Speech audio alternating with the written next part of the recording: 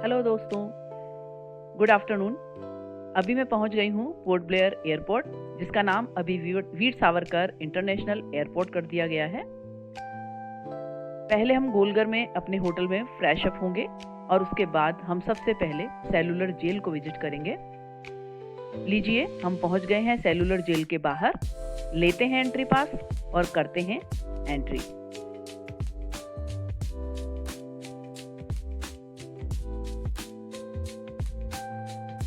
Cellular jail को visit करने में आपको तकरीबन 2 घंटे का टाइम लग जाता है। बहुत अच्छे से इसे बनाया गया है।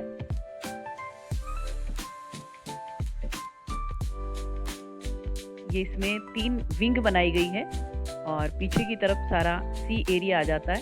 और इसमें आपको बताया गया है कि किस तरीके से अंग्रेजों के द्वारा हमारे स्वतंत्रता सेनानियों को टॉर्चर किया जाता था, जो आप इसमें देख सकते हैं।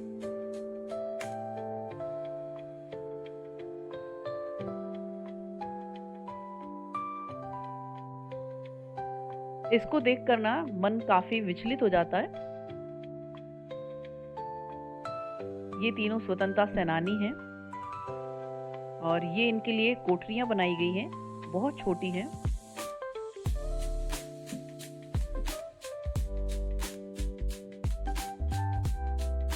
ये फांसी घर है जहां हमारे स्वतंत्रता सेनानियों को फांसी दी जाती थी। डे फर्स्ट में आप सेलुलर जेल के साथ मरीना पार्क और कार्बन बीच को विजिट कर सकते हैं और शाम को 7 बजे सेलुलर जेल में होने वाले लेजर शो को देखने के बाद नाइट स्टे आपका पोर्ट ब्लेयर में ही रहेगा। और पोर्ट ब्लेयर का भी अभी नाम बदलकर विजयपुरम कर दिया गया है।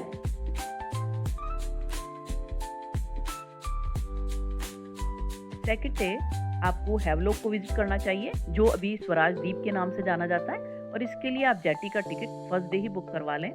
आप राजीव गांधी स्पोर्ट्स कॉम्प्लेक्स से टिकट बुक कर सकते हैं और या फिर आप बुक माई बोट से ऑनलाइन टिकट बुक करवा सकते हैं। हम पहुंच गए हैं हमारे आज के डेस्टिनेशन, हमारी प्रॉपर्टी पर, हैवलॉक। काफी खूबसूरत प्रॉपर्टी है।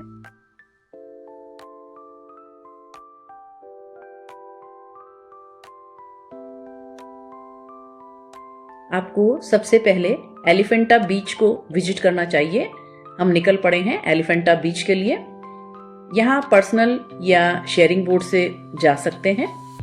पर्सनल बोट का चार्ज 4 से 5 हजार, जबकि शेयरिंग बोट में अगर आप सफर करते हैं तो 1000 रुपये पर मेंबर के हिसाब से आपको चार्ज करना होगा। यहाँ आपको अप्रोक्सीमेट 3 घंटे का टाइम मिलता है, जिसमें आप कई प्रकार की वाटर एक्टिविटी को एंजॉय कर सकते हैं, जैसे स्नॉर्कलिंग, सी वॉक, जेट स्की, पैराग्लाइडिंग और भी कई प्रकार की एक्टिविटीज आपको यहाँ देखने को मिल जाएंगी।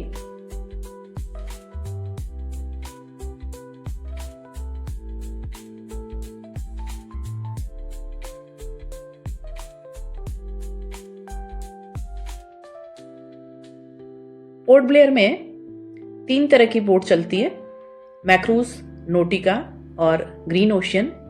हमने तीनों को ही एंजॉय किया।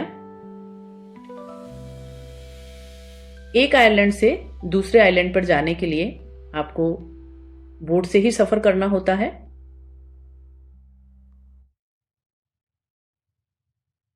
चाहे आप हैवलॉक से नील आइलैंड जाएं या नील से आपको वापस पोर्ट ब्लेयर आना है।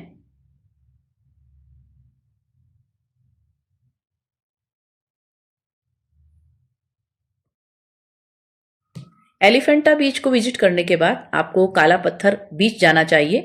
काला पत्थर बीच को विजिट करने में आपको तकरीबन 1 घंटे का टाइम लगता है और पहुंच जाइए वहां से सीधे राधानगर बीच। अंडमान का यदि कोई सबसे खूबसूरत बीच है तो वो राधानगर बीच है और यहाँ आपको सबसे ज्यादा टाइम स्पेंड करना चाहिए। और अगर यहाँ के सनसेट की बात की जाए तो अमेजिंग। मैंने अपनी लाइफ में अभी तक इससे खूबसूरत सनसेट नहीं देखा और इसको लाइव देखने की बात ही कुछ और है।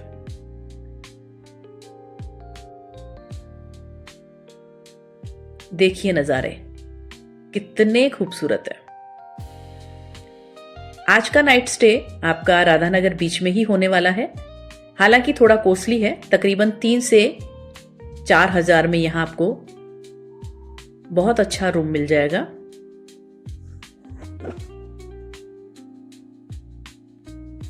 थर्ड डे आप नील आइलैंड को विजिट कर सकते हैं, जिसका जेटी का टिकट आपको सेकंड डे ही बुक करवा लेना चाहिए। थर्ड डे में आप विजिट कर सकते हैं लक्ष्मणपुर बीच, भरतपुर बीच और लक्ष्मणपुर बीच 2। ये हमारी नील आइलैंड की प्रॉपर्टी है। यहाँ फ्रेश अप होकर ब्रेकफास्ट करने के बाद हम बीचेज को विजिट करेंगे। मिलते हैं ब्रेकफास्ट करने के बाद।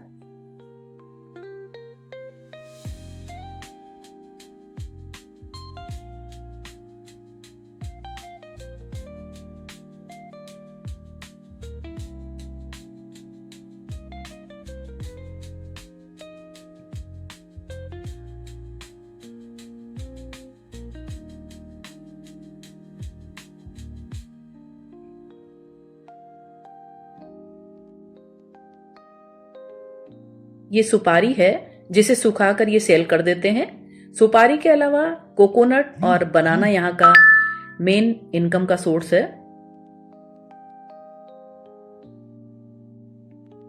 सुपारी बहुत ज्यादा होती है यहाँ। यहाँ ज्यादातर लोगों को वेस्ट बंगाल या साउथ से लाकर बसाया गया है।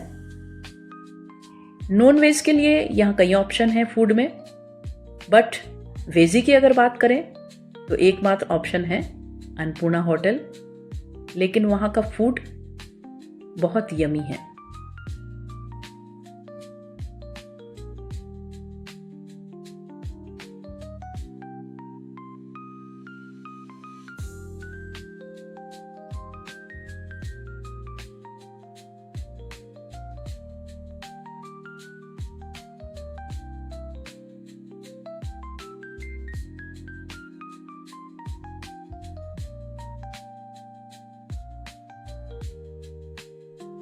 लक्ष्मणपुर और भरतपुर बीच को विजिट करने के बाद अभी हम पहुंच गए हैं लक्ष्मणपुर बीच 2 पर।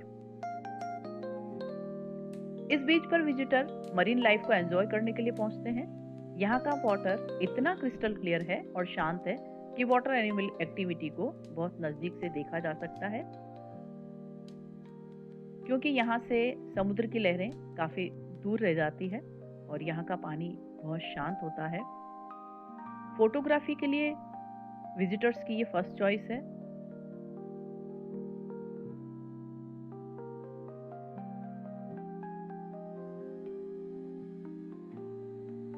देखिए कितना खूबसूरत है।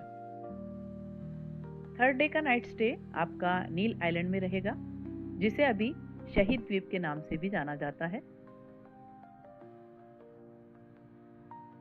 फोर्थ डे सीतापुर सनराइज को विजिट करने के बाद हमें पोर्ट ब्लेयर पहुंचना है।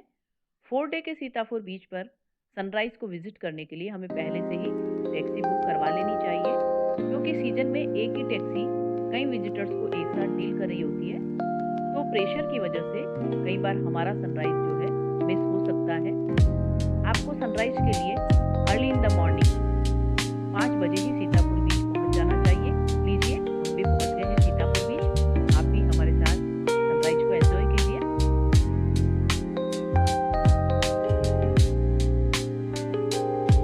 आपको अपने अंडमान ट्रिप में सीतापुर बीच का सनराइज और राधानगर बीच का सनसेट दोनों को ही बिल्कुल मिस नहीं करना चाहिए।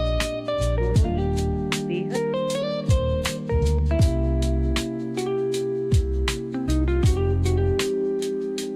सनराइज को एंजॉय करने के बाद हम पहुंचेंगे पोर्ट ब्लेयर। 4th डे आप पोर्ट ब्लेयर में साइट सीन को एंजॉय कर सकते हैं और आपका नाइट स्टे पोर्ट ब्लेयर में ही रहेगा।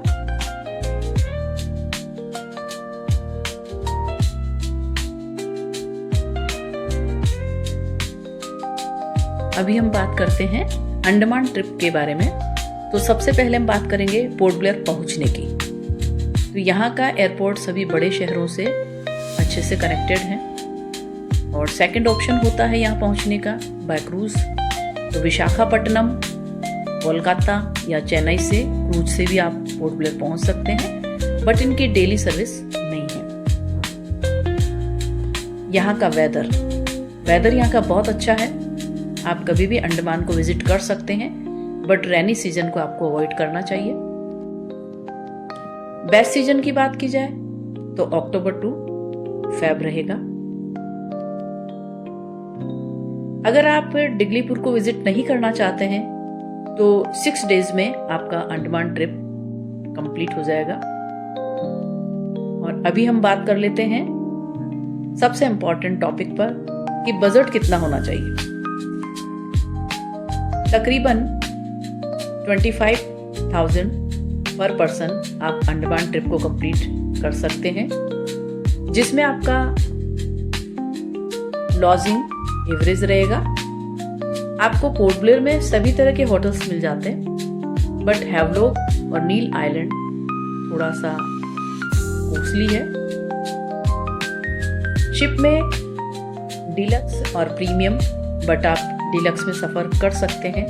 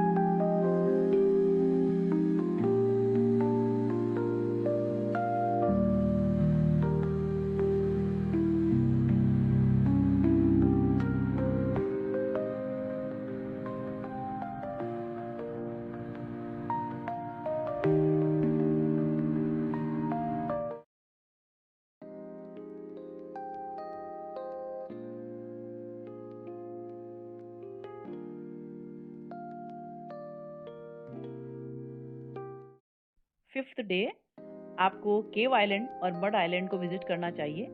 साथ ही जरावा ट्राइब्स को आप देख सकते हैं। इसके लिए आपको बस या टैक्सी से आप सफ़र कर सकते हैं। अगर आप बस से सफ़र कर रहे हैं तो 4 डे ही अपना टिकट बुक कर लें, क्योंकि कई बार सेम डे टिकट नहीं मिल पाता है। बस मोहनपुरा बस स्टैंड से सुबह 4 बजे रवाना हो जाती है। बस के लिए आपको तकरीबन 400 रुपये पे करना होता है। बस स्टैंड से बाराटांग बॉर्डर तक पहुंचने में आपको 3 से 4 घंटे का टाइम लग जाता है। बॉर्डर पर आपकी आईडी चेक होगी और आपका पास बनेगा। यहाँ से पुलिस कस्टडी में गाड़ियों को एक साथ रवाना किया जाता है, क्योंकि बॉर्डर से बाराटांग के बीच का जो 40 किलोमीटर का एरिया है वो जरावा जनजाति का घर माना जाता है। यहाँ फ़ोटो लेना या मोबाइल चलाना कम्प्लीटली बैन है। यहाँ तो बस टकटकी लगाकर देखते रहिए कि आपको जरावा ट्राइब नज़र आ जाएं। मैं भी बहुत ज़्यादा एक्साइटेड थी कि ट्राइबर्स कैसे दिखते होंगे। तभी मैंने रोड के किनारे 8 से 10 ट्राइब को देखा जो हाथ में धनुष कमान लिए हुए थे और रोड क्रॉस करने का इंतज़ार कर रहे थे। मैं बता नहीं सकती उस मोमेंट का कि कितना अच्छा लगा मुझे। हम पहुंच गए हैं बाराटांग बॉर्डर पर। आप देख सकते हैं सभी गाड़ियां परमिशन के इंतज़ार में खड़ी हैं। आप यहां नाश्ता कर सकते हैं।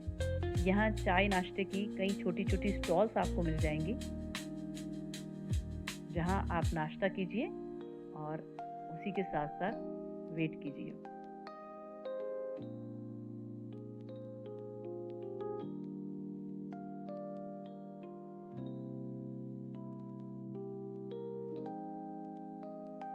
और लीजिए, पहुंच गए हैं हम बाराटांग। ये बड़ा शिप है। बस, ट्रक या कार या व्यक्ति सभी को इसी शिप से पर्टिकुलर पे करके जिरकाटांग पहुंचना होता है।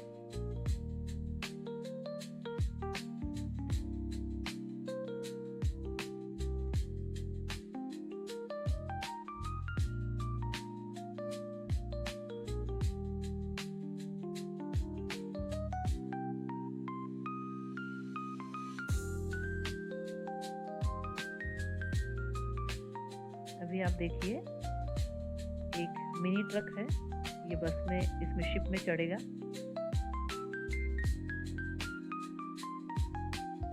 ये देखिए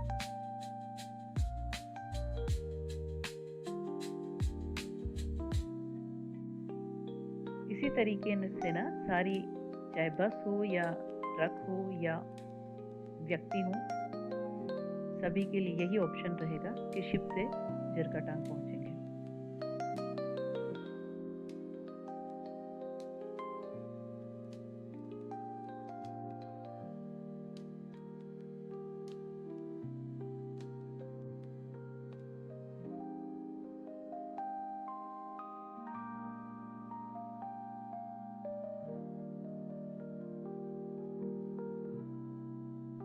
जिरकाटांग से दूसरी बोट में सवार होकर हम केव आइलैंड पहुंचेंगे।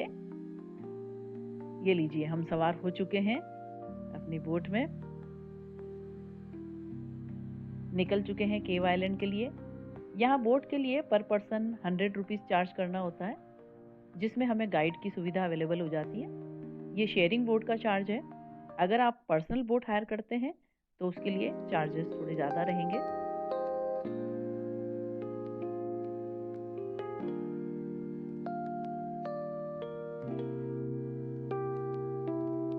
जिरकाटांग से केव आइलैंड पहुंचने के लिए तकरीबन 20 मिनट का टाइम लगता है।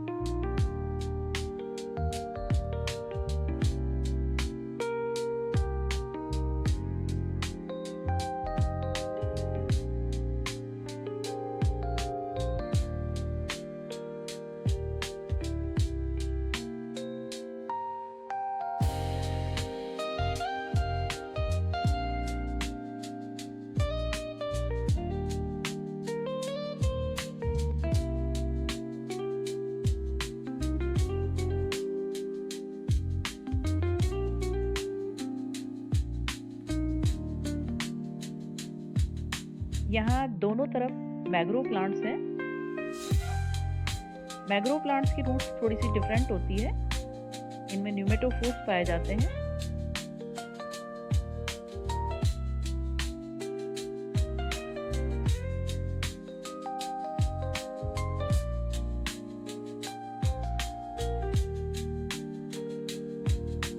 पहुंच गए हम केव आइलैंड।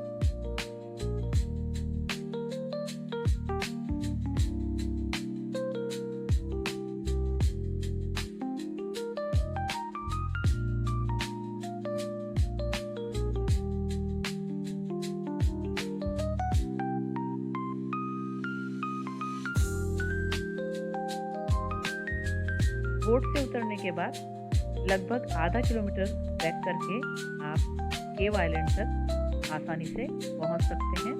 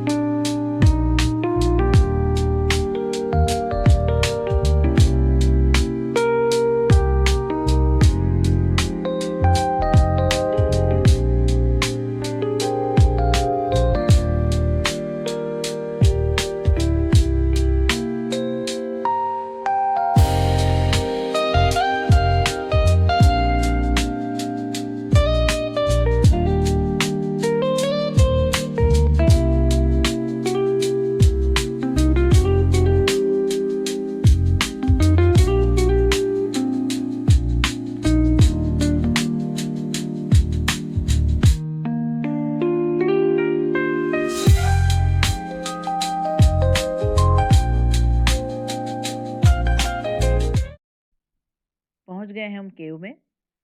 आज केव आइलैंड में बहुत ज़्यादा रश है।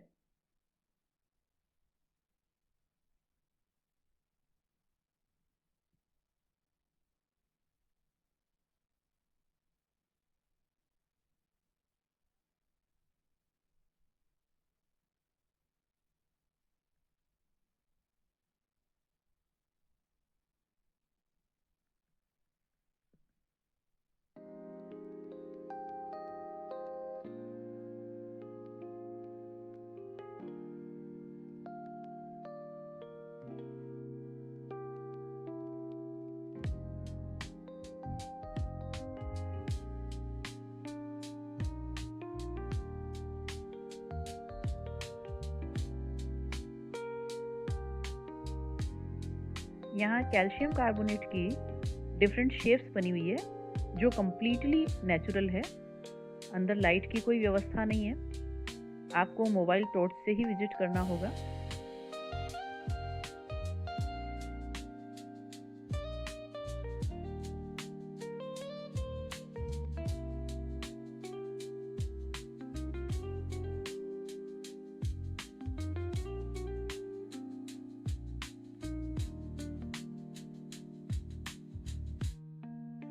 अपनी इमेजिन के अकॉर्डिंग आपको अलग अलग शेप दिखाई देती है। जैसे ये उल्टे गुलदस्ते की शेप है।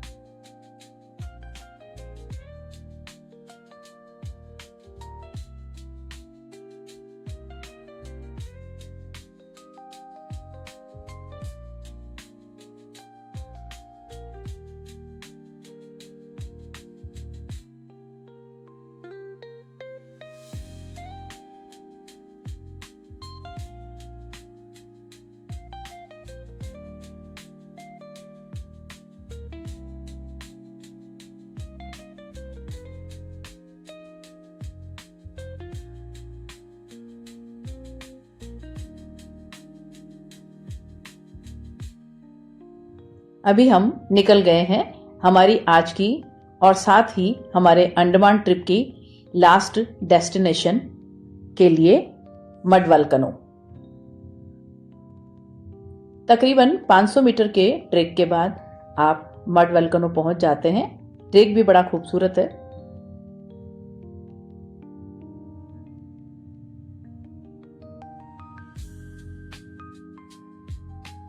ये मड वोल्केनो है। अगर आपको वीडियो पसंद आया तो एक लाइक जरूर दीजिएगा। मिलते हैं एक नेक्स्ट वीडियो में। तब तक रखिएगा अपना खास ख्याल और इसी के साथ गुड बाय और शब्बा खैर। बाय।